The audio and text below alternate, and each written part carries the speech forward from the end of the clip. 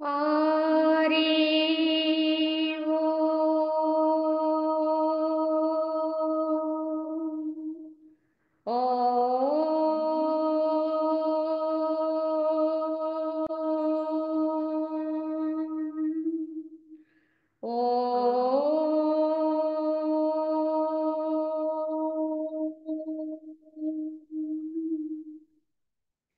शुक्लाम्बरधरं विष्णुं शशिवर्णं चतुर्भुजं प्रसन्नवदनं ध्यायेत् सर्वविघ्नोपशान्तये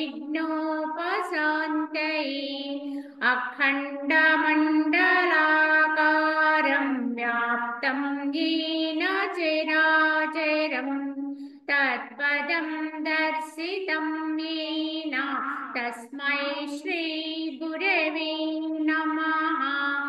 ॐ गुरुर्ब्रह्मा गुरुर्विष्णुः गुरुर्देवो महेश्वरः गुरु साक्षात् परं ब्रह्म तस्मै श्री गुरवे नमः। वन्दे परब्रह्म चिदात्मकं सद्वन्दे गुरुं शान्तमुमेशमीशं वन्दे शिवानन्द गुरुप्रवीरं वन्दे सदा ज्ञानपि वन्दनीयान् अनन्तसुखदातारमखण्डानन्दविग्रहं दयालुमतिसन्तुष्टं वन्देऽहं मम सद्गुरुं रागादिरोगान् सततानुषक्ता न शेषकाला प्रवृता न शेषान् औसुक्यमोहारतिदाञ्जिधाना यः पूर्ववैद्याय नमोऽस्तु तस्मै यः पूर्ववैद्याय नमोऽस्तु तस्मै। ओम श्रीरामचंद्र परब्रह्मणे नमः। శ్రీ వశిష్ఠ గీత స్థితి ప్రకరణము అనేది ప్రారంభించుకున్నాము. ఈ విధానములో మనకి వశిష్ఠుల వారు కొంతవరకు బోధించగా శ్రీరాముడు ఒక ప్రశ్న వేస్తారు. ఏమిటి అంటే, పూర్వాపరములు ఎరింగిన వారిలో శ్రేష్ఠుడైనటువంటి ఓ మహాత్మా సర్వ సత్యధర్మజ్ఞ, మనస్సునందు ఈ విశాలమైన ప్రపంచము ఎట్లు స్థితి పొంది ఉన్నదో అనేటువంటి ప్రశ్న వేస్తే దానికి సమాధానంగా వశిష్ఠుల వారు చెబుతూ ఈ విధానంలో ఆఖ్యానం చెబుతానని చెప్పి భార్గవ మనోరాజ్య వర్ణనము అనే దాని గురించి ఇప్పుడు చెప్పబోతున్నారు. వశిష్ఠుల వారు ఇలా చెప్తున్నారు. భృగు మహర్షి యొక్క పుత్రుడైనటువంటి శుక్రాచార్యునికి చిరకాలము స్వర్గ సుఖము అనుభవించవలననే కోరికయు, అప్సరసును పొందవలననే తలంపును కలుగుటయు, అప్పుడు సంసారి స్వర్గమునకు జని జన్మాంతరమును పొంది స్వర్గమున అప్సరసతో భోగము అనుభవించుటయు సంభవించిన రీతి మనసునందు ఈ జగత్తు సంభవిస్తున్నది అని చెప్పి, ఈ మనసులో ఈ విశాల ఇంత చిన్ని మనసులో ఇంత విశాల జగత్తు ఎలా ఉంది అనే దాని గురించి ఇక్కడ శ్రీరాముని యొక్క ప్రశ్న.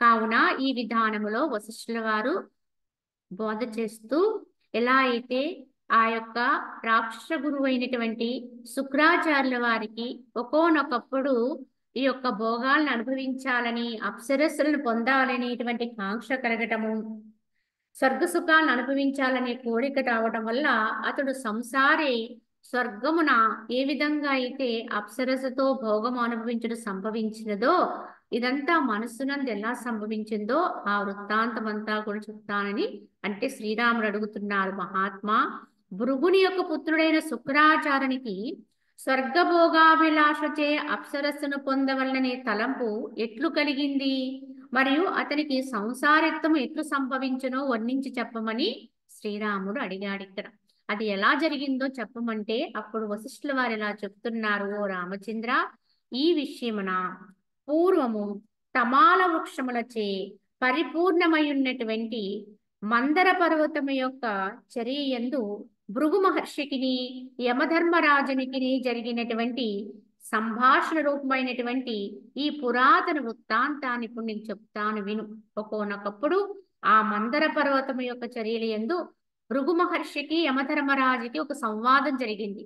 ఆ సంవాదం యొక్క వివరణ మీకు ఇస్తాను వినుము అని చెబుతూ, పూర్వము ఫల పుష్ప సమృద్ధమైనటువంటి మందర పర్వతం యొక్క ఒకోనొక చర్యందు భగవంతుడైనటువంటి భృగుమహాని ఘోర తపస్సు చల్పింది. ఆ యొక్క మందర పర్వతం యొక్క ఒకోనొక కొండ చర్యందు ఆ యొక్క భృగు మహర్షి ఘోరమైనటువంటి తపస్సు ఆచరిస్తూ ఉన్నారు. ఆ భృగువు యొక్క పుత్రుడును మహాబుద్ధిమంతుడును పూర్ణ చంద్రుని వంటి కాంతియు సూర్యుని వంటి తేజస్సు కలవాడును బాలుడు అయినటువంటి శుక్రాచార్యుడు తండ్రిని సేవిస్తూ ఉన్నాడు. ఆ సమయంలో భృగు మహర్షి తపస్సు చేసుకుంటుంటే వారి పుత్రుడైనటువంటి శుక్రాచార్యుడు ఆయన్ని సేవించుకుంటూ ఉన్నాడు.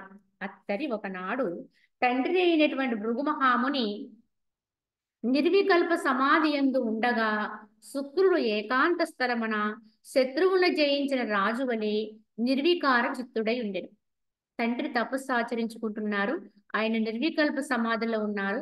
పుత్రుడైనటువంటి శుక్రుడు ఏకాంత స్థలములో శత్రువులను జయించిన రాజు వలె, అంటే అప్పటికి ఇంకా అతను ఏ కోరిక లేదు, తృప్తిగా పరమ తృప్తిగా ఉన్నాడు కనుక నిర్వికార చిత్తుడై ఉండెను. ఆ సమయమున అలా ఉన్నటువంటి ఆ సమయంలో ఆకాశ మార్గమును జనుచున్నటువంటి ఒక్కొనొక అప్సరసను శుక్రుడు వీక్షించెను. ఆమెని చూడ అతని మనసు చలించెను. అప్పటి వరకు ఆయన మనసులో ఏ విధమైనటువంటి చపలత్వము లేదు, చాలా ప్రశాంతంగా ఉన్నాడు, హాయిగా ఉన్నాడు, పూర్ణముగా పరిపూర్ణంగా చక్క తృప్తిగా ఉన్నాడు. కానీ అలా ఉన్నటువంటి సమయంలో ఎప్పుడైతే ఆకాశంలో గగన మార్గంలో వెళుతున్నటువంటి అప్సరస్సుని కాంచాడో ఆమెను చూడగానే అతని మనసు చెలించింది. అంతటా శుక్రుడు నేత్రములు మూసుకుని అచ్చోటని అప్సరసను గూర్చి మనంబున ధ్యానించుచు ఇతర వృత్తులను వదిలినవాడే ఈ విధమైన మనోరాజ్యమును సృష్టించని ఆరంభించను.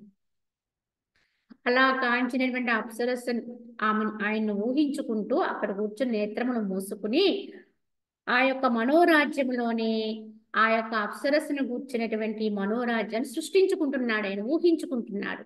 ఎలా అంటే ఈ కాంత ఆకాశ మార్గము గుండా స్వర్గమునకు ఏగుచున్నది, నేను ఆమెను అనుసరించి పోవచ్చు దేవతలచే మనోహరమై ఉన్నటువంటి స్వర్గమును చేరితిని.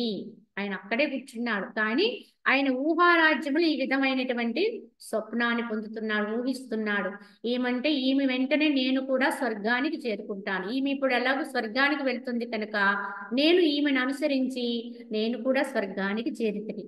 ఈ ప్రకారముగా చింతన చేసి శుక్రుడు మనసు చేతనే అటు స్వర్గమునున్న ఇంద్రునికి ఆకాశమునున్న మరి యొక్క భృగువునకు వలె నమస్కరించిన వాడయ్యను. ఆ విధముగా ఆయన స్వర్గానికి ఎగి ఆ మనోరాజ్యములోనే ఆ ఇంద్రుని దర్శించి ఆకాశమునున్నటువంటి మరొక భృగుని వలె, భృగు మహర్షికుడు తపస్సు ఆచరిస్తున్నాడు కానీ ఆయన కుమారుడైన శుక్రుడు మనోరాజ్యములో ఇంద్రుడికి నమస్కరించిన వాడయ్యను. ఓ రామచంద్ర, మరియు అచ్చోట శుక్రుడు మున్ను తాను చూసిన మృగలోచన యొక్క అప్సరస్సును దేవతా స్త్రీల మధ్య గాంచెను. అప్సరస్సు శుక్రును చూచి పరవశురాలైను. అనంతరము వారిరువురును దంపతుల వలె వ్యవహరించుచు పుష్పగ పరాగముచే పీతవర్ణయుక్తముగు వాయువుచే కదిలింపబడుచున్న వృక్షములు గల అచటి వనములందు ప్రవేశించి సరోవరములందలి భ్రమరీ భ్రమరముల వలె సుఖభోగములు అనుభవింపదొడింది. ఆ విధంగా అప్సరస అతన్ని చూసింది.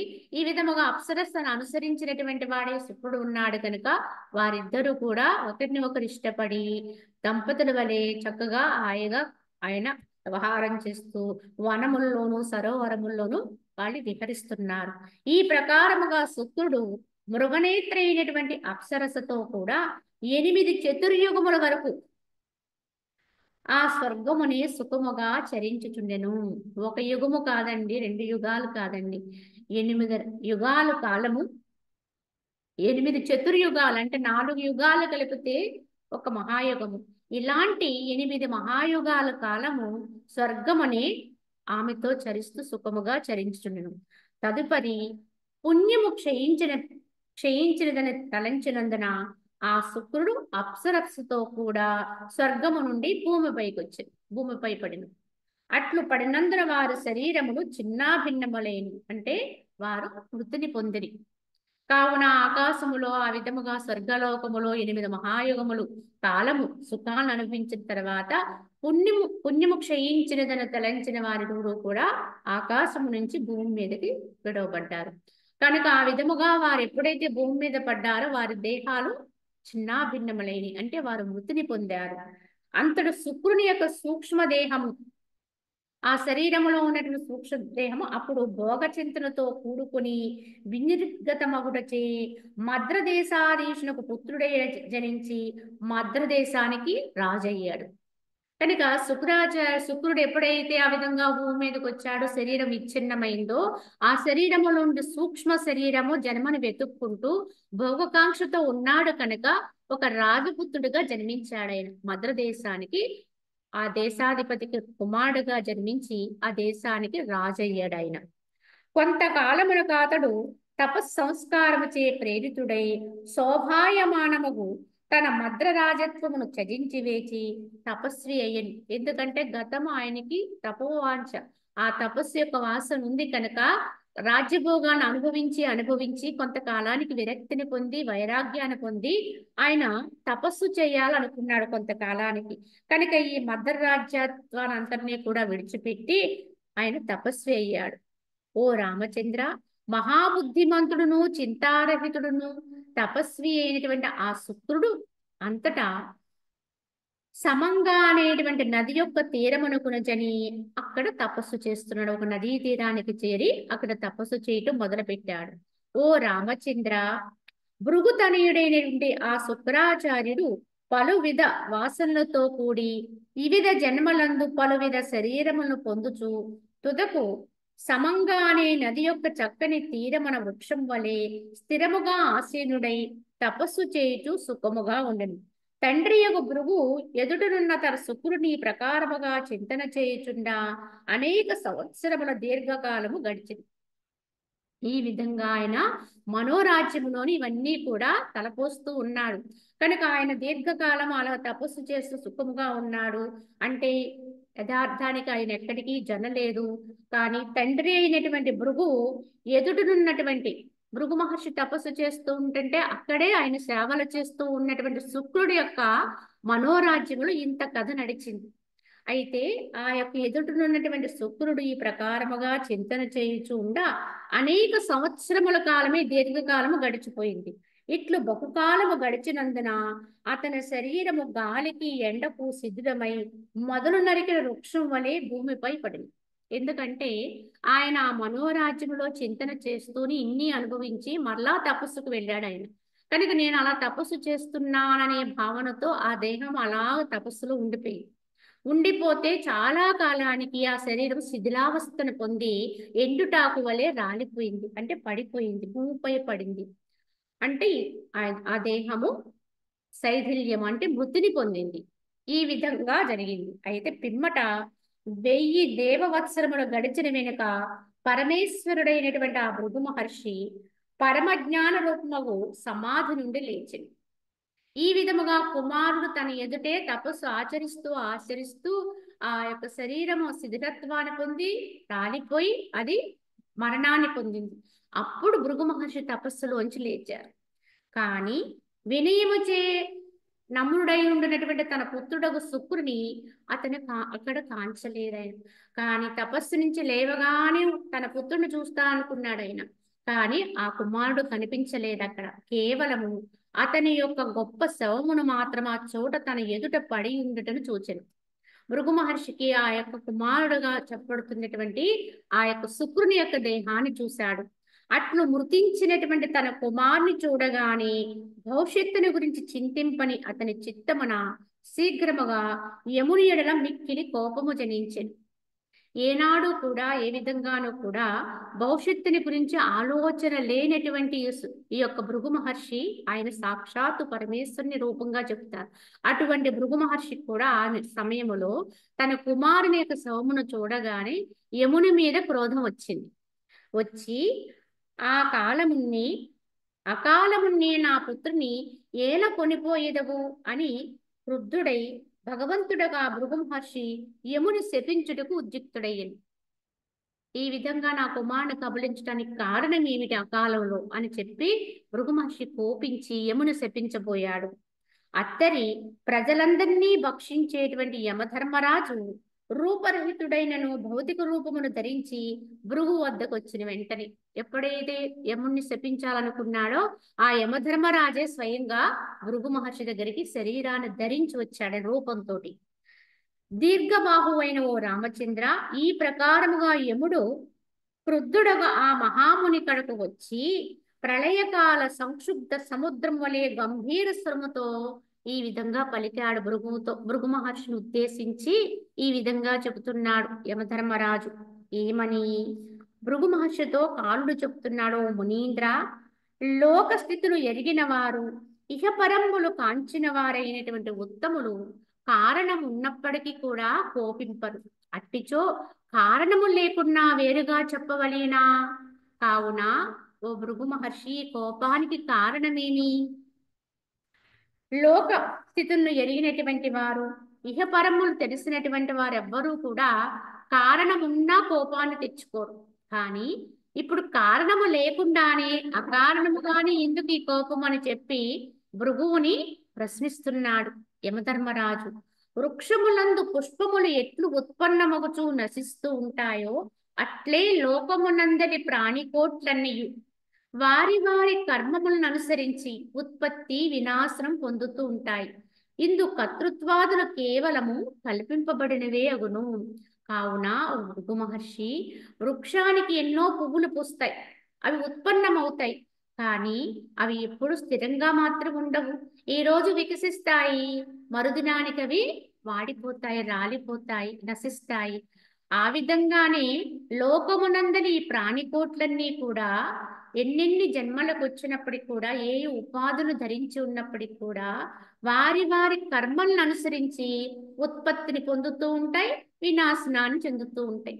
పుడతాయి, నశిస్తాయి, జన్మకొస్తాయి, మళ్ళా దేహాన్ని విడిచిపెడతాయి.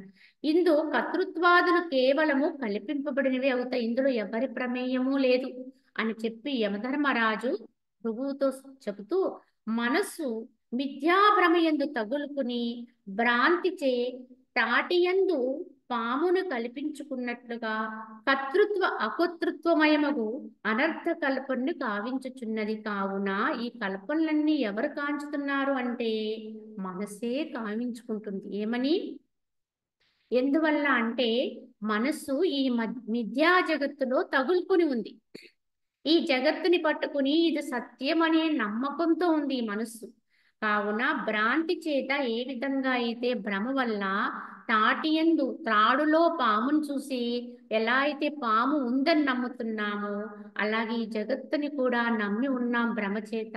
ఇది యథార్థము ఉంది అనే నమ్మకంతో ఉండి ఎలా అయితే కల్పిస్తున్నామో అదే విధముగా కర్తృత్వ అకర్తృత్వమయమైనటువంటి అనర్థ కల్పన అంటే ప్రతిదానికి కూడా ఏదో ఒకరిని కారణం చేస్తున్నాం, కర్తృత్వం వహింపచేస్తున్నాం. దీనికి ఈ విషయం జరగటానికి ఇది కారణం, ఇది ఏర్పడడానికి ఇది కారణం, నాకు వారి వల్ల ఈ రకమైనటువంటి ఫలం వచ్చింది, వీరి వల్ల నాకు ఈ నష్టం వచ్చింది అని కర్తృత్వాదులు ఇతరులకి ఆపాదిస్తూ మనకి మనం ఆపాదించుకుంటూ ఉంటున్నాం. ఎందుకంటే ఇక్కడ భృగు మహర్షి కుమారుడైన శుక్రుడు నశించడానికి కారణంగా ఎవరిని ఎంచుకున్నాడైనా? యమధర్మరాజుని ఎంచుకున్నాడు. ఆయన అంత గొప్పవాడు కనుక, ఓ యముడా, ఎందుకు నా కుమారుని తీసుకెళ్లిపోయావు, నువ్వే దీనికి కారణమని ఆయన మీద క్రుద్ధుడయ్యాడు, కోపిస్తాడు. ఇందులో ఎవ్వరు కూడా కారణం కాదు, ఇదంతా సహజ ధర్మం. జగత్తులోకి వచ్చిన ప్రతీదీ నశించాలి, కనిపిస్తుంది అంటే కొంతకాలానికి కనిపించకుండా అవుతుంది. కావున ఇందులో ఎవ్వరు ప్రత్యేకంగా ఎవరు చేసేది ఏమీ లేదు. కావున ఓ సాధు పుంగవ, చతురశీలుడగు సారథి రథమున తన ఇష్టం వచ్చినట్లుగా కొనిపోవునట్లు అభిమానముచే అంతర్వ్యాపారం ద్వారా ఈ మనస్సు కూడా శరీరమును తన ఇచ్చు చొప్పున ప్రవర్తింపచేస్తూ ఉంటుంది. కావున శత్రుశీలుడైనటువంటి సారథి ఎలా అయితే రథాన్ని నడుపుతున్నటువంటి సారథికి రకరకాల విధానాలు తెలిసిన వాడైతే రథమును తన ఇష్టం వచ్చినట్లుగా తీసుకుపోతాడు. ఇంతకీ రథకుని యొక్క ప్రమేయం లేకుండానే రథము నడుపుతూ ఉంటాడు.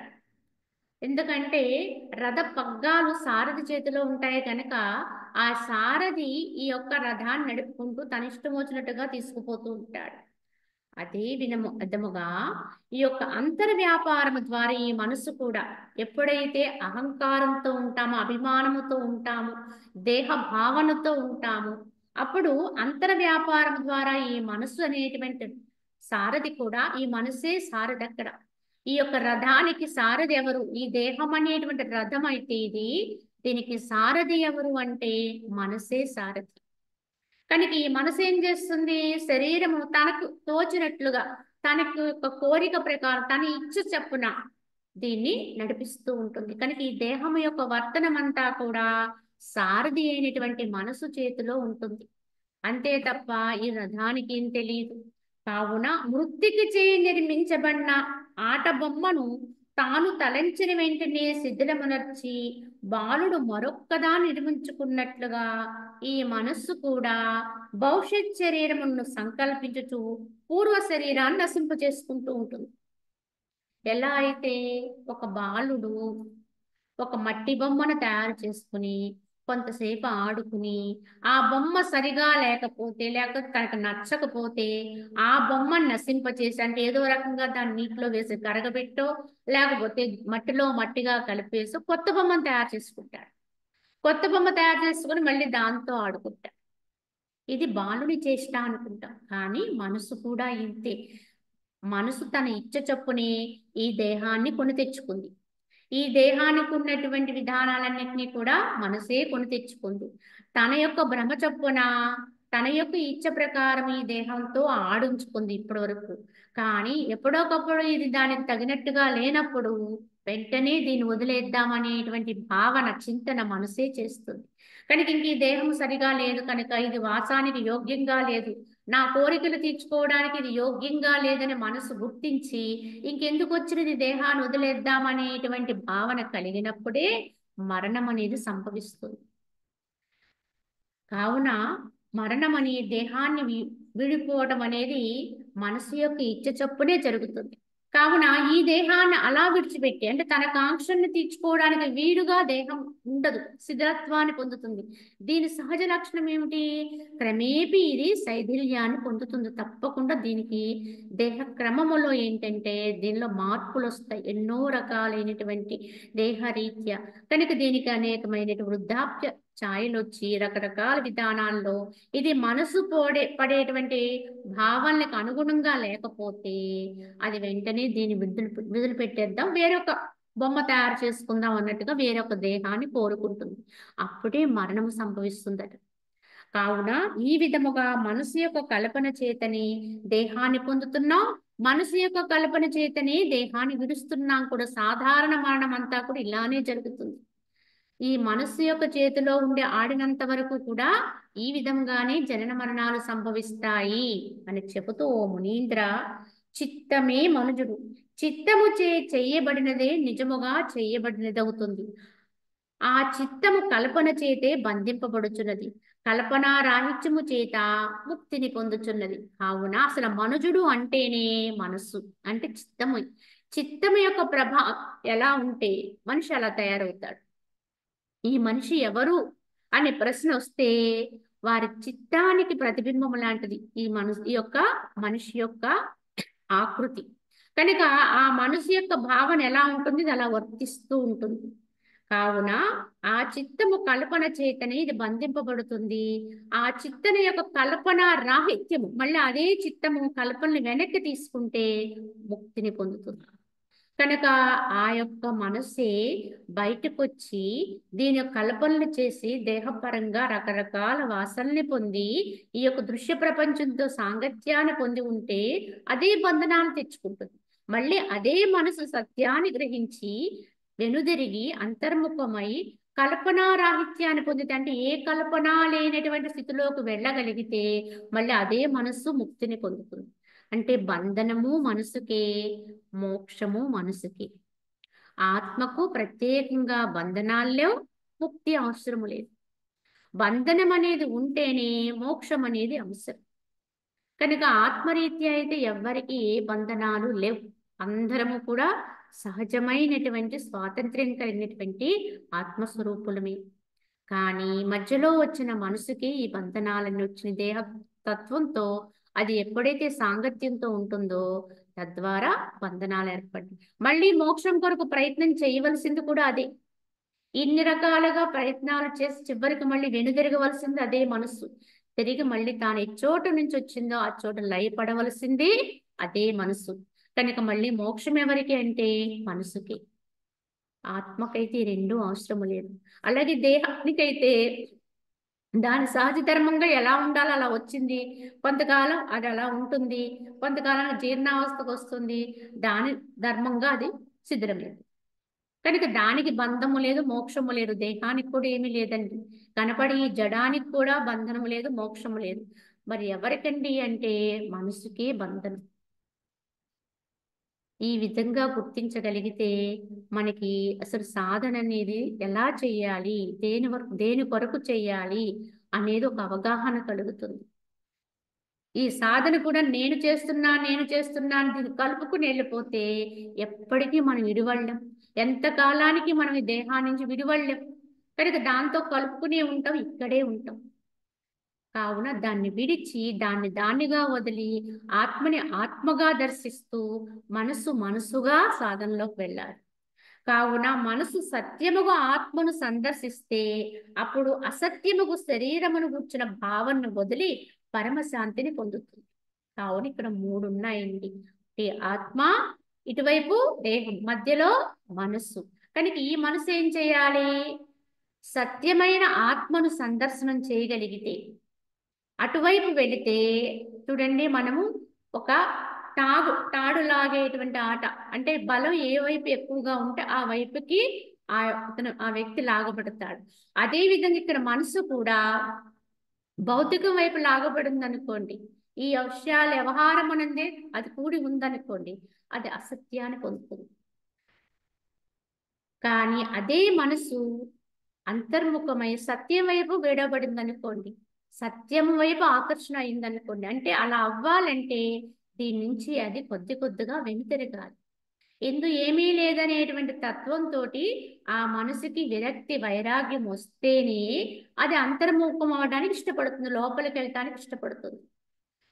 అలా లేని పక్షములో మనం లోపలికి ఎంత ప్రయత్నాలు చేసినా, ఎన్ని సాధనలు చేసినా అది తాత్కాలికంగా వస్తుందే తప్ప స్థిరపడదండి. తాత్కాలికంగా వచ్చింది అంటే అది ఉండదు అక్కడ. ఎందుకంటే రాత్రి నిద్రించిన సమయంలో కూడా తాత్కాలికంగా ఆత్మ దగ్గరకు వస్తుంది అది. కానీ వెనువెంటనే అది మళ్ళీ మెలకు రాగానే బయటకు తన్నుకొచ్చింది. ఇది వాస్తవమైన సాధనా క్రమం కాదు. కావున ఇష్టతోటి, ప్రియత్వ భావనతోటి ఆత్మని ఎవరైతే చేరుకుంటారంటే ఆ మనసుతో చేరుకుంటారో, మనసు తనకు తానుగా వెళ్ళి ఆత్మని అనుసంధానమవుతుందో, ఆత్మేందు లయమవుతుందో, తను అర్పణ చేసుకుంటుందో అది సుస్థిరమవుతుంది. ఇందులో ఏమాత్రము కూడా అంటే అసంతృప్తితోటి, అంటే బలాత్కారంగా చేసే సాధన కాకూడదు. ప్రియత్వంతో, ప్రేమతోటి, ఇష్టంతో చేరాలి ఆత్మని. అలా చేరాలంటే ముందు బయట ఉన్నటువంటి అసత్య తత్వము దానికి అర్థం అవ్వాలి. ఇది సారము లేదు, ఇది నిస్సారము. కనుక ఇందు ప్రేమ పోతే, ఇందు ప్రియత్వ భావన పోతే అక్కడ వస్తుందండి. అది గమనించుకోవాలి. మనం ఎక్కడున్నాము, నిజంగా మనకి వీటి పట్ల అప్రియత్వం వచ్చిందా, యథార్థమేనా అనేది గమనించుకోవాలండి. ఇంకొకళ్ళు ఎవ్వరూ మనకి కొలమానం చెప్పి మీరు ఇక్కడున్నారు అక్కడున్నారని చెప్పేది కాదండి. ఎవరికి వాళ్ళమే సాక్ష్యం. కనుక మనం ఎక్కడున్నాం అనేది మనకు మనమే చూసుకోవాలి యథార్థంగా మన లోపలికి వెళ్ళి. కావున మన మనసుకి ఏ విషయాల పట్ల ప్రేమ పుట్టుతుంది, ప్రియత్వ భావన. భగవంతుడు అంటే ఆత్మ. ఆత్మ యందు అది ఎప్పుడూ కూడా ఎలా ఉండాలి అంటే దానికి ప్రేమ పుడితే ఎప్పుడు ఎప్పుడు ఎలా పొందుదామా అనేటువంటి ఆతృత రావాలి దానికి. ఒక్క క్షణం కూడా ఆలస్యం చేయకుండా, ఒక క్షణం కూడా మనము ఇక్కడ వృధా చేయకుండా ఎప్పుడు దాన్ని సాధించుకుందామా అన్నంత ఆతృత రావాలి. దానికి చెప్తారు చేప నీటిలో ఉంటుంది, దానికి జీవనాధారం అంటే ఆ నీటిలో ఉండడం అని దాని సహజ ధర్మం. కానీ నీటిలో ఉన్న దాన్ని తీసుకొచ్చి ఒడ్డు మీద పడేస్తే అది ఎందుకోసం ఆతృత పడుతుంది? మళ్ళీ నీటిలోకి వెళ్ళిపోవడం కోసం, లేకపోతే దానికి ఆక్సిజన్, దాని ప్రాణవాయువు అక్కడుంది, ఇక్కడ అందదు. కనుక అది గిలగలా కొట్టుకుని మళ్ళీ నీటిని ఎప్పుడు పొందుతా, నీటిలోకి వెళ్ళిపోదామా అని ఎంత తపన పడుతుందో అంత తపన ఉండాలండి ఆత్మను చేరుకోవాలంటే. ఎప్పుడు వెళ్దామా, ఎలా పట్టుకుందామా, ఎలా తాదాత్మ్యంతో ఉందామా, దానికి అనుకూలమైన స్థితి కొరకు ఎప్పటికప్పుడే మనసు ఆరాటపడుతూ ఉండాలి. ఇటువంటి మనసుకు దొరుకుతుంది తప్పండి ఏదో సమయం వచ్చినప్పుడు, లేకపోతే ఏదో చూద్దామలే అన్నట్టుగా మనం ఉంటే ఎప్పటికీ మనం ఆ వైపుకి వెళ్ళలేమండి. ఇది పుట్టాలి భగవంతుని యందు, పరమాత్మ యందు, లేదా తన ఆత్మ యందు తనకే నిజమైనటువంటి ప్రేమ పుట్టాలి. ఇదే యథార్థంగా మన శ్రేయస్సును మనం కోరుకుంటున్న దానికి నిదర్శనం. ఇంతకు మించిన శ్రేయస్సు ఇంకొకటి ఏదీ లేదు. భౌతికంలో మనం ఎన్నో లాభాలు పొందొచ్చు, ఎన్నో గొప్ప సంపాదనలు చేయొచ్చు, కానీ ఏది కూడా నేనైన ఆత్మని ఉద్ధరించేది కాదు. అది యథార్థమైన శ్రేయస్సు కాదు. కనుక ఆ శ్రేయస్సులు ఎన్ని వచ్చినా, ఎన్ని మనకు అనుభవానికి వచ్చినా వాటి పట్ల ప్రియత్వ భావన లేకుండానే అనుభవించగలిగి ఉండాలి. ఆ ప్రియత్వ భావన లేకుండా ఉండాలంటే ముందు నీకు దేని పట్ల ప్రేమ పుట్టాలో దాని పట్ల పుట్టాలండి. నేను దానికోసమే జన్మించి ఉన్నాను, దాని కొరకనే జీవిస్తున్నాను అన్నట్టుగా ఉండాలి జన్మ యొక్క విధానం, జీవన తత్వం అలా ఉండాలి.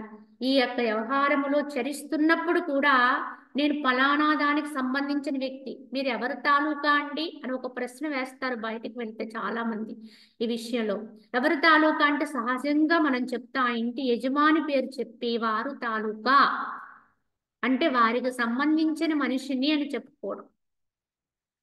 అలాగే ఎవరి దగ్గరైనా మనము ఒక పని చేస్తూ ఉంటే ఆ వారికి సంబంధించిన వ్యక్తిని, లేకపోతే పలానా ఆఫీసు వారికి సంబంధించిన వ్యక్తిని అని మనము చెప్పుకుంటూ ఉంటాం.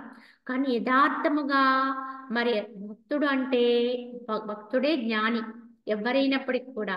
ఎవరు తాలూకా అంటే నేను ఆత్మకు సంబంధించిన వాడిని, భగవంతుని సంబంధించిన వ్యక్తిని అన్నట్టుగా ఎవరైతే తమ భావాన్ని ఎప్పటికప్పుడు సంస్కరించుకుంటూ ఆ స్థితిలోకి వెళుతూ మనసును ఆ స్థితిలో పంపుకుంటూ ఉంటారో వారికి వర్తిస్తుందండి. వారికి మాత్రమే సాధ్యమయ్యే స్థితి అండి. అన్యులకి ఇది వంట పట్టదు ఎంత ప్రయత్నం చేసినా. కనుక మనసును అంతగా అర్పణ చేయగలిగి ఉండాలి. కావున అప్పుడే అది పరమశాంతిని పొందగలుగుతుంది. నేను కృషించిన వాడను, అతి దుఃఖితుడను, మూర్ఖుడని ఇట్టివియు ఇంకనూ ఇతరములైనటువంటి అసత్య భావనల్ని భావిస్తూ మనసు తన వికల్పము చేతని జనించినదైనటువంటి సంసారత్వాన్ని పొందుతున్నది. ఇంతకీ మనసు ఏదనుకుంటే అది అవుతామండి. యథార్థముగా మనస్సు పరమ నిశ్చయంతో నేను ఆత్మనై ఉన్నాను, భగవంతుడి తత్వముతో ఉన్నాను, పరమ చైతన్యమనై ఉన్నాను, నేను ఆనందమయున్నై ఉన్నాను అనే స్థితిలో ఉందనుకోండి, వాడు ఆనందమయుడే అవుతాడు. వాడు ప్రసన్నత్వంలోనే ఉంటాడు, ఎప్పుడు శాంతిగానే ఉంటాడు, ఆనందంగానే ఉంటాడు. ఎందుకంటే నేను అదయ్యున్నాను అనేది ఎల్లప్పుడూ ఆ స్మరణలో ఉంటుంది కదా. కానీ అదే మనసు కిందికి దిగి వచ్చి నాకు ఈ అనారోగ్యం వచ్చింది, నేను కృషించాను, నాకేదో ఇంకా నష్టమైనది, దుఃఖం వచ్చినది, లేకపోతే నేను చాలా రకాల బాధల్లో ఉన్నాను అని ఈ రకమైనటువంటి భావనతో దేహాన్ని పట్టుకుని అదంతా అంటించుకుని నేను ఇది అనుకున్నట్టుగా మనం దుర్బలుగా చేసుకున్నాం అనుకోండి. అంత బలవంతులుగా ఉండవలసిన, అంత సమర్థవంతంగా ఉండే ఆత్మస్థితిలో ఉండవలసిన అదే మనసును తీసుకొచ్చి ఇక్కడ పెట్టామనుకోండి, అదే దుర్బలత్వం అండి. అదే మనల్ని ఎందుకు కొరగాని వారిగా చేసేస్తుంది. దుర్బలత్వం అంటే ఎక్కడుంది అంటే దేహపరంగా లేదండి, ఎక్కడుంది మానసిక మట్టములో ఉంటుంది. అంత గొప్పవాడైన అర్జునుడు యుద్ధానికి ముందు ఎందుకు అంత పిరికివాడైపోయాడు? ఎందుకు మరి అంత పరాక్రమశాలి అయినటువంటి వాడు, ఎప్పుడు గాంధీవాన్ని విడిచిపెట్టినటువంటి వాడు ఆ క్షణంలో ఎందుకు తన ధనుర్బాణాలు కింద విడిచి రథం మీద చతికిల పడిపోయాడు అంటే, దేంట్లో వచ్చిన దుర్బలత్వమో అర్జునుడు ఏమైనా నిరసించిపోయాడండి? దేహం ఏమన్నా అనారోగ్య పాలైపోయిందా అంటే ఏమీ లేదండి, అప్పటి వరకు బాగానే ఉన్నాడు. ఏమిటి అంటే మనసులో వచ్చిన దుర్బలత్వం అండి. ఇదే మనిషిని అసమర్థుడుగా చేస్తుంది. అలాగే ఇంకా ఇంకా దిగువ స్థాయి కిందికి అల్పుడుగా మార్చేస్తుంది. కానీ అదే మనసుని కనుక ఉన్నతం చేసుకోగలిగితే, ఉన్నతము అంటే ఇక్కడ మళ్ళీ దేహపరమైనటువంటి అహంకారంతో కూడిన భావాలతో ఉన్నతం చేసుకోవడం అనేది సాధ్యం కాదు. ఇంత గొప్పవాడిని, నేను ఇంత సంపాదించాను, నాకు ఇంత ఉంది, నాకు ఇంత జనబలం ఉంది, నా వెనకాల ఇంత ధనం ఉంది, ఇది ఎప్పటికీ నిన్ను నిలబెట్టదు. కానీ వీటన్నింటికంటే అతీతమైనటువంటి ఆత్మస్థితి ఏదైతే ఉందో, భగవంతుని యొక్క స్థితి ఏదైతే ఉందో, అది అయ్యున్నాను అనేటువంటి ఉన్నతోత్తమైనటువంటి భావం నువ్వు నిరంతరము కూడా విడిచిపెట్టకుండా అక్కడే నువ్వు వసించగలిగితే, ఎందుకంటే భావం ఎక్కడుంటే నువ్వు అక్కడ ఉన్నట్టే, నీ మనసు ఎక్కడుంటే నువ్వు అక్కడ ఉన్నట్టే. నువ్వు ఎక్కడున్నావు అని అడుగుతారు, మనిషి ఇక్కడే ఉంటాడు కానీ ఎటో ఆలోచిస్తూ ఉన్నారనుకోండి, ఇప్పుడు ఎక్కడున్నావు అని అడుగుతారు, అంటే మనసు ఎక్కడికి పోయింది అని అడుగు. అంటే మనసు ఎక్కడుంటే మనం అక్కడ ఉన్నట్టే. మనస్సు ఆత్మయందుంటే, ఎక్కడైతే తన మూల స్థానమైనటువంటి ఆత్మస్థానములో అది నిలుస్తుందో మనిషి అక్కడ ఉన్నట్టే, తాను అక్కడున్నట్టే. కనుక అది ఉత్తమోత్తమైనటువంటి స్థితి. కనుక తను అక్కడ నిలబెట్టుకోగలిగితే అది యథార్థముగా తనకంటే ఇంకా దానికంటే మించినటువంటి స్థితి మరొకటి లేదు. కనుక నిన్ను నువ్వు అధముడుగా చేసుకుంటావా, నిన్ను నువ్వు ఉత్తముడుగా లేవనెత్తుకుంటావు అనేది నీ ప్రయత్నం మీద ఆధారపడి, నీ నిశ్చయం మీద ఆధారపడి ఉంటుంది. ఇటువైపు వెళ్ళిపోదామా అటువైపు పోదామా అనేది నీ మనసు, నీ బుద్ధి యొక్క నిశ్చయం మీద ఆధారపడి ఉంటుంది. అయితే మనసు యొక్క మనన రూపము కృత్రిమమైనది. మనన రూపము అంటే దృశ్యంతో అది చేస్తున్నటువంటి వ్యవహారం అంతా కూడా మననమే. అది అన్నిటితోటి తలపోస్తుంది, అన్నిటితోటి కలుపుకుని ఇంకా ఇంకా ఊహించి ఆ ఊహించిన దాన్ని పొందడం కోసమే ప్రయత్నాలు చేస్తూ ఉంటుంది. ఈ దృశ్య జగత్తు యావత్తు కూడా మనసు యొక్క ఊహ మాత్రమే. ఆ ఊహ ఎలా ఉందో, దాని మననం ఎలా ఉందో అలానే ఉంటుందండి దృశ్యం కూడా. అది నా రూపము కాదు, ఎలయనగా నేను మననరహిత అకృత్రిమ బ్రహ్మస్వరూపాన్ని. కావున నేను ఇవన్నీ యథార్థముగా అంటే, నేను మననరహిత అంటే మనస్సు లేనటువంటి అకృత్రిమం. ఇదంతా ఏంటి? కృత్రిమం. ఇప్పుడు మనం చూసేది, తీసుకునేది, అనుభవించేదంతా కూడా కృత్రిమత్వం అండి. అంటే మనమే దీన్ని కల్పించుకున్నాం. ఊహించుకునో, భావించుకునో, కల్పించుకునేది ఏదైతే ఉందో అదే కృత్రిమత్వం అండి. కృత్రిమంగా తయారు చేస్తాం. అకృత్రిమం అంటే ఏమిటి? సహజ సిద్ధంగా ఉన్నదాన్ని అకృత్రిమం అంటారు. మనం ఎవ్వరమండి అంటే కృత్రిమం కాదండి. మనం ఏదో మనసుతో తయారు చేసుకున్నది కాదు. అకృత్రిమం సహసిద్ధంగా ఉన్నదేదో అది నేను. కనుక అకృత్రిమ బ్రహ్మస్వరూపుడిని అని నిశ్చయించి అట్టి మనన రూపమును త్యజించినటువంటి చిత్తము శాంతమై సనాతనమైనటువంటి బ్రహ్మమే అగుచున్నది. కానీ కృత్రిమత్వంలోంచి దాన్ని అకృత్రిమత్వంలోకి తీసుకురావాలి. అది మననంతో ఏం చేస్తుంది? ఇప్పటివరకు మనల్ని కృత్రిమంలోకి తీసుకెళ్ళిపోతుంది. అన్ని సృజించుకుంటున్నాం మనం, ఊహించుకుని సృజించుకుని కల్పనలతోటి రకరకాలు పొందుతూ వాటిలోని ఏదో అలా అనుభవిస్తూ అదే నిజమనేటువంటి విధానంలో ఉన్నాం. ఇదంతా కృత్రిమత్వమేనండి. ఎంత ముందుకు పరిగెట్టినా ఉన్నది ఏమిటి అంటే కృత్రిమత్వము అంటే ఏమిటంటే అదో మృగతృష్ణ. లేని నీటి కొరకు ఎలా పరుగులు పెడతామో ఆ విధంగా లేని సత్యం కొరకు, లేని సుఖం కొరకు మనము ఈ యొక్క వ్యవహారములో ఈ దృశ్య జగత్తుని పట్టుకుని పరుగులు పెడుతూనే ఉంటాం. ఇది ఎప్పటికి ఆగుతుందండి? జన్మ అయిపోయిన తర్వాత శరీరం రాలిపోతుంది కదా, అప్పుడు ఆగిపోతుందా అనుకుంటారు. అప్పుడు కూడా ఆగదండి.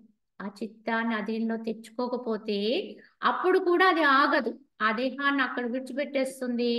మళ్ళీ ఏదో రకంగా తిప్పలు పడి, ఇంకో రకంగా ఏదో రకంగా దాని ఇచ్చను తీర్చుకుంటానికి అనువుగానే జన్మకెడుతుంది.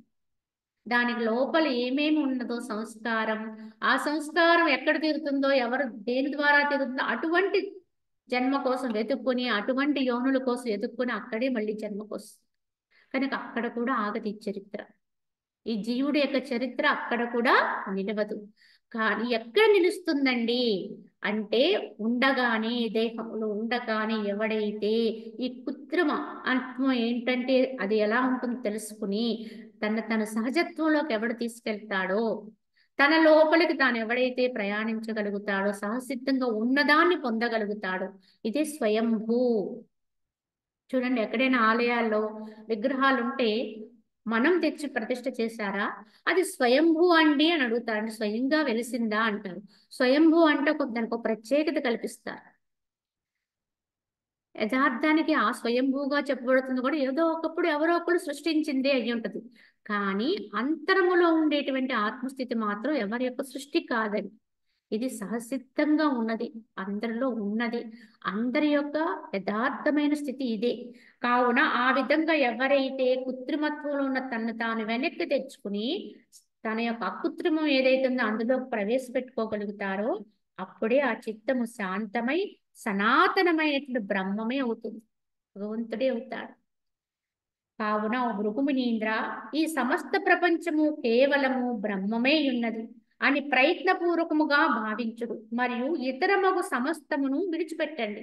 ఇతర భావాలన్నిటినీ వదిలేయండి. బ్రహ్మమయంగా బ్రహ్మ భావనతో ఉండండి. మహాత్మా, ఆత్మ తన ఇచ్చ చేతని తన యథార్థ స్వరూపమును మరచి పట్టు పురుగు వలె తన కొరకు కఠినమైన బంధనాలు తానే నిర్మించుకుంటుంది. కనుక ఎవరైతే ఈ విధంగా ఆత్మ తన స్వభావాన్ని తన తత్వాన్ని విస్మరించి మర్చిపోయి ఉంటారో, వారే ఈ యొక్క దేహ భావనకి వచ్చి పట్టుపురుగు ఎలా అయితే తన వినాశనాన్ని తానే కొని తెచ్చుకుంటుంది. ఎందుకంటే అది తన చుట్టూ ఆ విధానంతో ఉన్న గూడు నిర్మించుకోవడం వల్లే దాన్ని పట్టి అంటే అది బంధించుకుంటుంది. అదే దాని చుట్టూ గూడు అల్లుకుని ఆ గూటి కోసం ఆ గూడు చుట్టూ ఉన్నటువంటి ఆ పదార్థంలో ఉండేటువంటి ఆ యొక్క పట్టుని పొందడం కోసము దాన్ని నశింపచేసైనా ఆ యొక్క వస్తువుని పొందుతూ ఉంటారు. అదే ఆ గూడు కట్టుకోకపోతే పట్టుపురుగు వినాశనము లేదండి. అంటే తన వినాశనం తానే తెచ్చుకుంటుంది. అదే విధముగా ఆత్మస్థితిలో ఉండవలసిన వాళ్ళు కూడా దాన్ని వదిలి మన వినాశనాన్ని మనమే కొని తెచ్చుకుంటున్నాం. ఈ జగత్ భావనకు వచ్చి ఈ చింతనలతో గడిపి మన యొక్క వినాశనం అంటే ఈ యొక్క జీవుడి యొక్క అల్పత్వాన్ని కొని తెచ్చుకోవడం జరుగుతుంది. కావున అట్లే మహాత్మా, ఆత్మ తన ఇచ్చ చేతిని తిరిగి తన యథార్థ స్వరూపాన్ని భావన చేసి కట్టుకంబము నుండి ఏనుగు వలె సంసారం నుండి ముక్తి పొందుతుంది.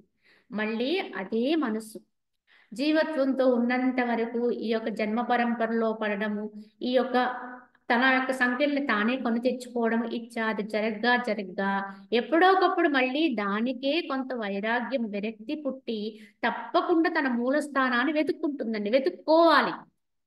వెనుదిరుగుతుంది. ఎక్కడి నుంచి వచ్చాను, నా మూల ఆ తత్వం ఏమై ఉన్నది.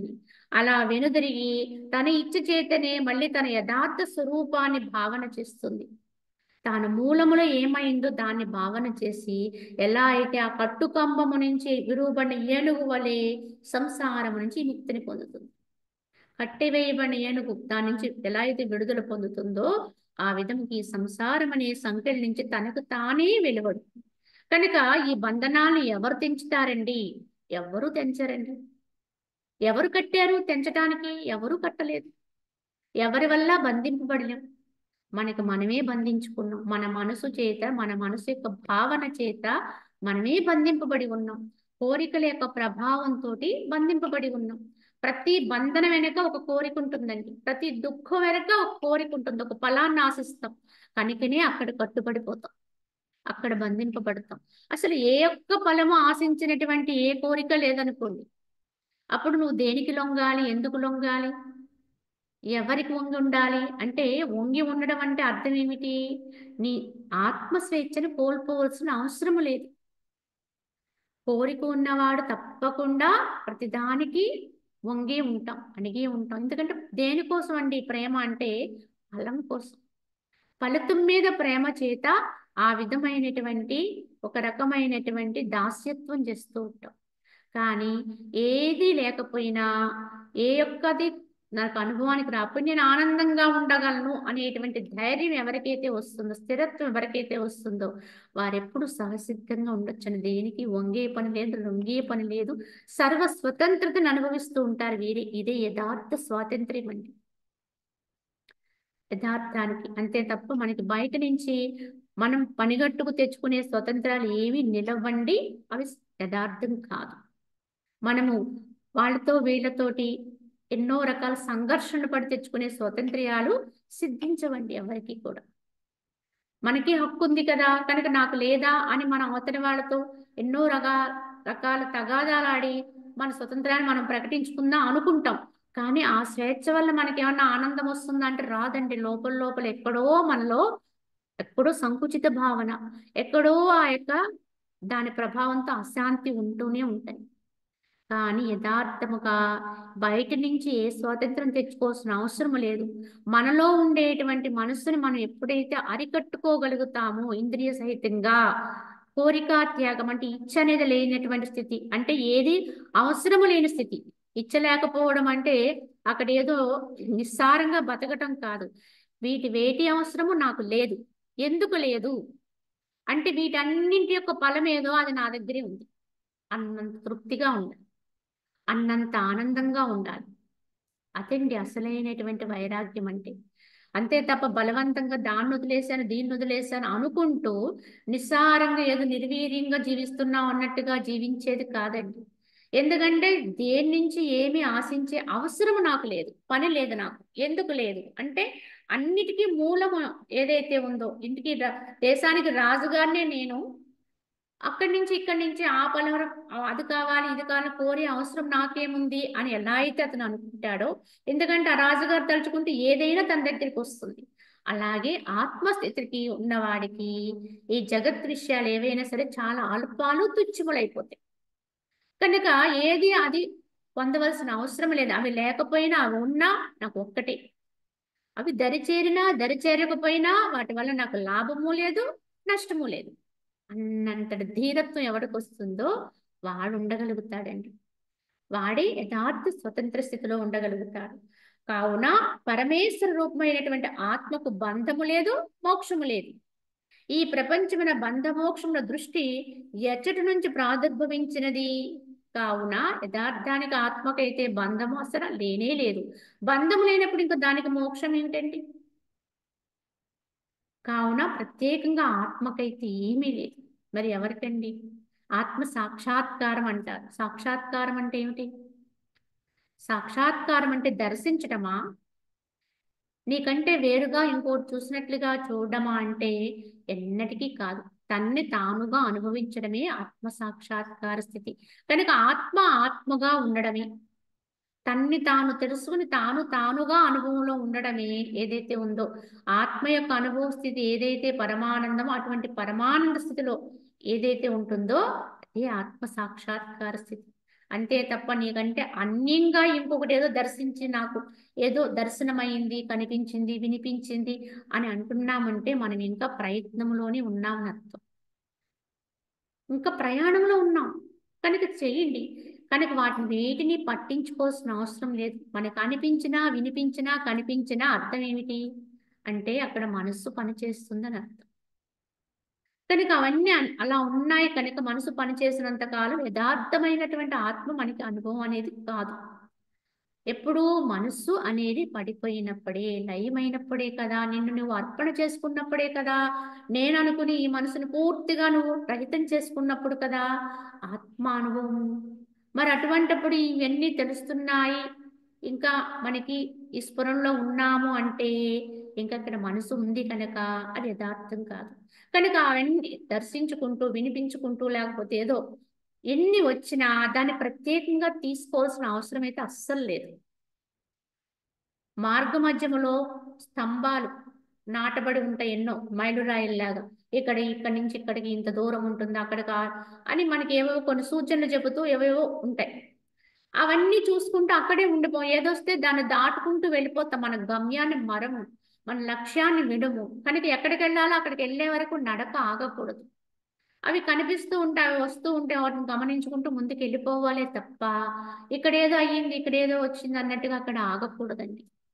ఈ సాధనా ప్రయత్నం కూడా అంతే.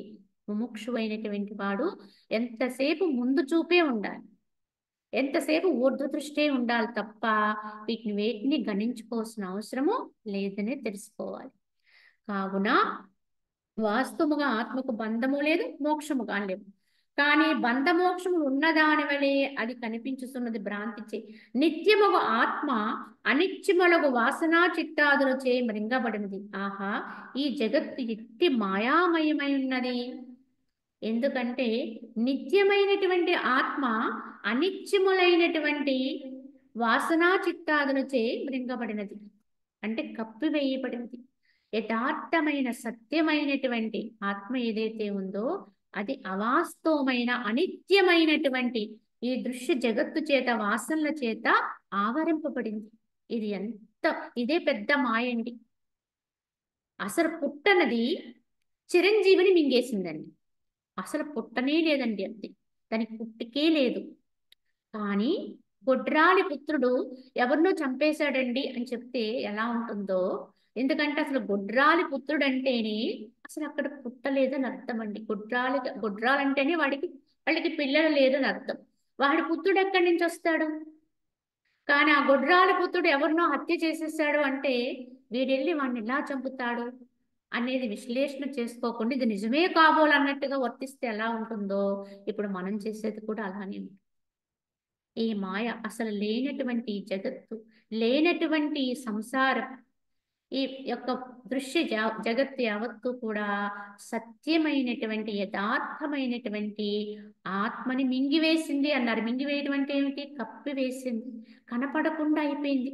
దీని యొక్క ప్రభావంలో పడి అంత యథార్థమైనటువంటి సత్యాన్ని విస్మరిస్తున్నాం ఇప్పుడు.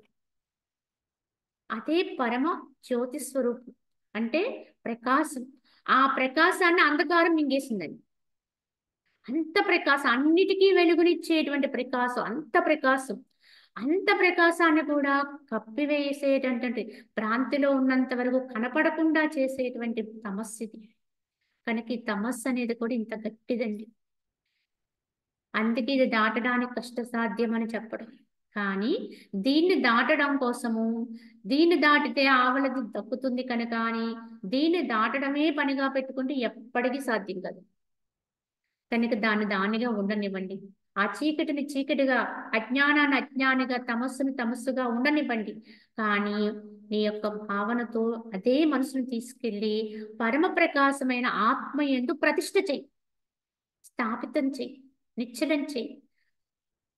అప్పుడు సూర్యోదయం అంటే సూర్యుడు ప్రకాశిస్తే ఎలా చీకట్లు వాటంతట అవే వెళ్ళిపోతాయో అక్కడే నువ్వు తిష్ట వేసుకోగలిగితే అదే ప్రాణ ప్రతిష్ఠ.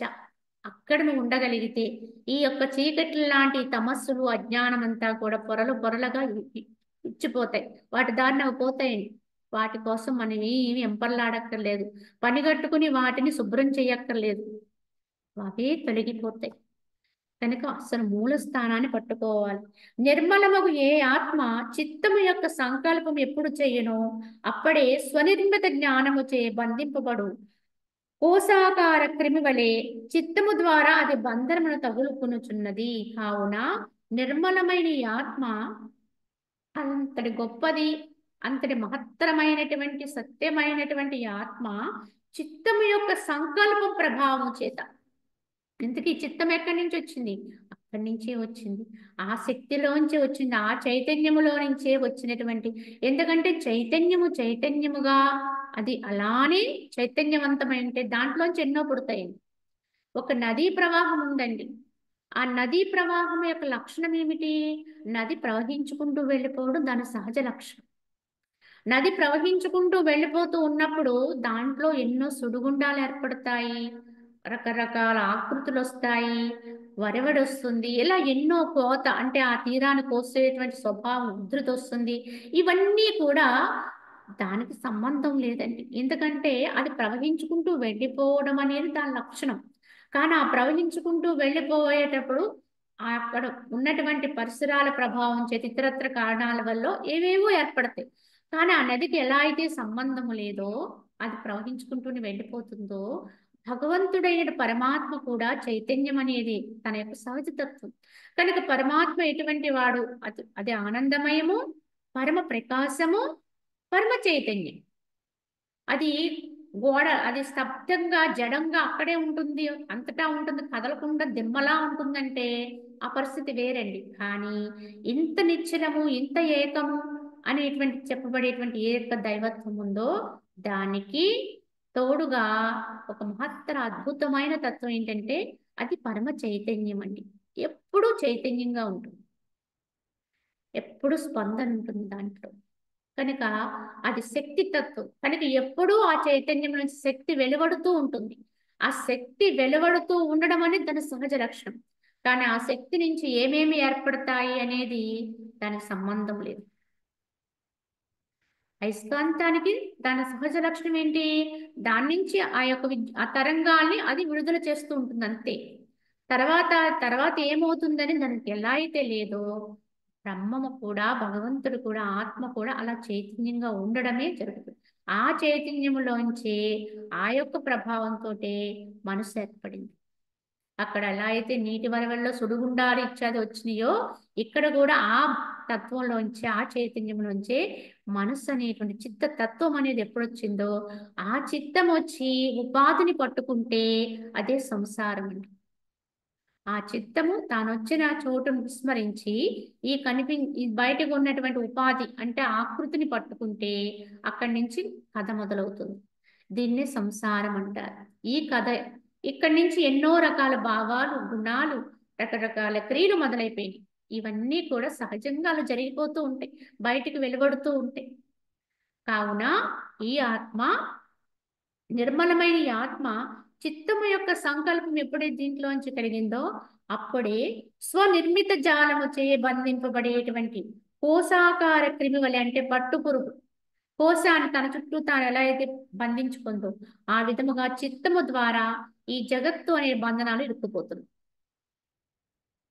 ఈ విధంగా చిత్తము ఏర్పడినప్పటి నుంచే ఈ జగత్తు అనేది మొదలైపోయింది.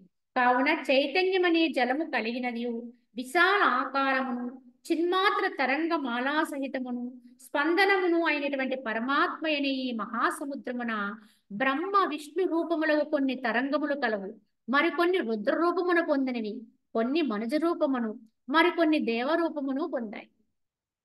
ఇక్కడ అఖండమైనటువంటి బ్రహ్మతత్వాన్ని ఒక మహాసాగరంతో పోల్చారు. ఈ మహాసాగరము చూడండి, సాగరానికి ఉన్న లక్షణాలు ఎలా ఉంటాయంటే అది ఏకం, అంత జలమయం. కానీ ఆ సాగరములోంచి తరంగాలు మాత్రం కొన్ని విడివిడిగా బయటికి ఎగిసిపడుతూ ఉంటాయి. కానీ ఎన్ని తరంగాలు వచ్చినా ఆ నీటి ఆధారంగానే లేస్తాయి, ఆ సముద్రాన్ని పట్టుకునే ఉంటాయి. మళ్ళీ తరంగం ముందుకొచ్చి కూడా వెనక్కి వెళ్ళి మళ్ళీ ఎందులో కలిసిపోతుంది? సముద్రంలోనే కలిసిపోతుంది. ఎప్పుడు సముద్రాన్ని విడిచి తరంగం ఉండదండి, ఎంత పెద్ద తరంగమైంది. అదే విధంగా ఈ యొక్క బ్రహ్మం అనే మహాసముద్రాన్ని పోల్చారండి ఇక్కడ. ఎలా అంటే చైతన్యం అనే ఈ సముద్రంలో ఏముంటుందో చెప్పారు. ఇప్పటివరకు మనం చెప్పుకున్నదే మరొక్కసారి చెప్తున్నారు ఇక్కడ. ఈ మహాసముద్రం అనుకుంటే ఆ మహాసముద్రములో ఏమి నీరు ఉంది? ఎందుకంటే సముద్రములో ఉప్పు నీరు ఉంటుంది అని చెప్తాం, కనుక తరంగంలో కూడా ఉప్పు నీరు వస్తుంది. కానీ ఈ మహా చైతన్యం అనే ఈ యొక్క మహాసముద్రములో, ఆ బ్రహ్మం అనే మహాసముద్రములో ఏమి నీరు ఉంటుందండి అంటే మహా చైతన్యం అనే జలముతో నింపబడుతుంది. ఇదంతా కూడా చైతన్యం అనే జలము కలిగిన సముద్రం. దీని ఆకృతి ఎంతండి అంటే అలవి కానదండి, విశాలము. ఎంత అంటే హద్దులు లేనిది. ఇంకా బయట కనిపించే మనకున్న సముద్రాలకైతే కొన్ని హద్దులు ఉన్నాయి, మధ్య మధ్యలో భూమి అనేటువంటి ఖండాలు వచ్చినాయి. కానీ ఈ సముద్రానికి ఎక్కడా కూడా ఖండనము లేదండి, అపరిమితం, కనుక విశాలము. అలాగే చిన్మాత్ర తరంగమాలా సహితము. ఎందుకంటే ఇందులో అనేక తరంగాలు ఉద్భవిస్తూ ఉంటాయండి. ఇవన్నీ కూడా చిన్మాత్ర తత్వంతో, ఆ యొక్క చిత్ అయినటువంటి ఆ యొక్క భగవంతుని యొక్క అంశతో కూడినటువంటి చిత్తు యొక్క తత్వంతో ఆ యొక్క తరంగాలన్నీ కూడా బయటికి ఎగిసిపడుతూ ఉంటాయి. కనుక జీవుడు అనేటి అంటే తనకు ఒక ప్రత్యేకత కల్పించుకుని బయటకు వస్తుంది తరంగం. కానీ సముద్రాన్ని వదిలి ఎలా అయితే ఉండదో అలానే తన పని చేసుకుని మళ్ళీ సముద్రంలోకి వెళ్ళిపోతుంది. అలాగే ఆ యొక్క మహాసముద్రంలోంచి ఎగిసిపడిన తరంగాలమేనండి మనందరం కూడా. ఒక్కొక్క ప్రత్యేకత, ఒక్కొక్క జీవత్వంతో, ఒక్కొక్క అంశంతో బయటకు వచ్చాం. మనమే కాదండి, చివరికి ఇంకెవరు అంటే, ఇంతకీ ఇందులో ఆ యొక్క మహా చైతన్యం అనేటువంటి నీటితో ఉండి ఇంకేముంటుందంటే అందులో స్పందన ఉంటుంది. ఎప్పుడు స్పందన, అది జడం కాదు, ఎప్పుడు స్పందన. కనుక ఆ విధంగా ఉండేటువంటి ప్రవహించే స్వభావం కలిగినటువంటి ఈ మహాసముద్రములో పెద్ద పెద్ద తరంగాలు ఉంటాయి, చిన్ని చిన్ని తరంగాలు ఉంటాయి. అలానే ఈ విశాలమైన బ్రహ్మములో పెద్ద పెద్ద తరంగాల్ని మనం భగవంతుడుగా పూజిస్తున్నాం ఇప్పుడు. అంటే బ్రహ్మ, మహేశ్వరుడు, విష్ణువు ఇత్యాది రూపాలుగా అమ్మవారిని, అయ్యవారిని, దేవతామూర్తులని ఇలా మనం ఆలయాలు నిర్మించి పూజించేటువంటి దేవతలందరూ కూడా ఆ మహాసముద్రం నుంచి ఎగిసిపడిన పెద్ద పెద్ద తరంగాలు. అంటే వారిలో కూడా ఏ లక్షణం ఉంటుంది? ఆ మహాసముద్రంలో ఏముందో వారిలో కూడా అదే ఉంది. కానీ వారిలో అది బాగా ప్రస్ఫుటమవుతూ ఉంటుంది. ఆ తరంగము పెద్దగా ఉంది, ఉద్ధృతంగా ఉంది. కనుక సముద్రమా అన్నంత, ఇదే సముద్రమేమో అన్నంత ఇదిగా ఉంటుంది. అలాంటి పెద్ద పెద్ద తరంగాలే మనం ఆరాధిస్తున్న దేవతామూర్తులండి. బ్రహ్మ విష్ణు మహేశ్వరులు కూడా అందులోని వారే, అందులోని తరంగాలే. కనుక అవన్నీ మనకి కొంతకాలం తరంగం లక్షణం ఏదో వారిలో కూడా ఆ లక్షణం ఉంటుంది. ఎందుకంటే విష్ణువుకి ఆయుర్దాయం ఉంది, బ్రహ్మదేవుడికి ఆయుర్దాయం ఉంది. అలాగే మనం శివుడుగా ఆరాధిస్తున్నటువంటి శివతత్వానికి ప్రతిదానికి కూడా కొంత ఆయుర్దాయం ఉంటుంది. ఏదో ఒక రోజున తరంగం అనేది లేచి బయటకు వచ్చింది గనక ఏదో ఒక రోజున మళ్ళీ తరంగం తప్పకుండా సముద్రాన్ని చేరవలసిందే. కొంత నిడివి తేడా ఉండొచ్చు, కొన్ని కల్పాలు సమయం వాళ్ళు ఉండొచ్చు, కానీ మళ్ళీ తిరిగి దాంట్లోకి వెళ్తారు. కనుక వాళ్ళు తరంగాలే. మరికొన్ని రుద్ర రూపాన్ని పొందాయి, కొన్ని మనుజ రూపాన్ని, ఇప్పుడు మనం ఉన్నాం, మన దేహాలు ఉన్నాయి. మరి ఇవేంటండి? ఇవి తరంగాలి. దేవతలే కాదండి, ప్రతి ప్రాణి కూడా ధూపంతో బయటకు వచ్చింది. ప్రతి కూడా సముద్రములోంచి ఎగిసిపడిన తరంగం లాగానే బ్రహ్మములోంచి ఎగిసిపడిన తరంగం లాంటిది ఇది కూడా. కానీ ఇందులోనే ఉన్నతము, అధమము, చిన్నవి, పెద్దవైన తేడాలు ఉంటాయి. కనుక ఆ బ్రహ్మ విష్ణు పరమేశ్వరులు తరంగాలే, ఇతరత్ర దేవతామూర్తులు తరంగాలే, ఇతరత్ర ఏమైనా మనం ఏమనుకున్నా క్షుద్ర దేవతలైన ఇతరత్ర ఏం కల్పించబడినా అన్ని తరంగాల్లాగా వచ్చాయి. అలాగే మన యొక్క దేహాలు ఇంకొన్ని దేవతా రూపాలు పొందాయి. ఇలాగ అనేక తరంగాలతో కూడింది మహాసముద్రం. ఆ మహాసముద్రం అంతా కూడా చైతన్యముతో నిండిపోయింది. కనుక అది తుచ్చభావముల గల కొందరు ఈ విధంగా నేను కృషించిన వాణ్ణి, నేను అతి దుఃఖిని, నేను అతి మూఢుని తలంచు దీనత్వం అనే దోషమునకు వశీభూతులై దుఃఖాలకు లోనవుతూ ఉంటారు. ఈ తరంగాలే రకరకాల భావాలు పొందితే ఎలా ఉంటుందో, నేను పెద్ద తరంగాని, నేను చిన్న తరంగాని అనుకుంటే ఎలా ఉంటుందో, అలాగే కొందరు ఇలా ఆ యొక్క సముద్రములోంచి లేచినట్టు విధంగానే నేను గొప్పవాణ్ణి, నేను భగవంతుణ్ణి అనుకుంటే మహాతరంగాలైన వాళ్ళే భగవంతుళ్ళయ్యారు.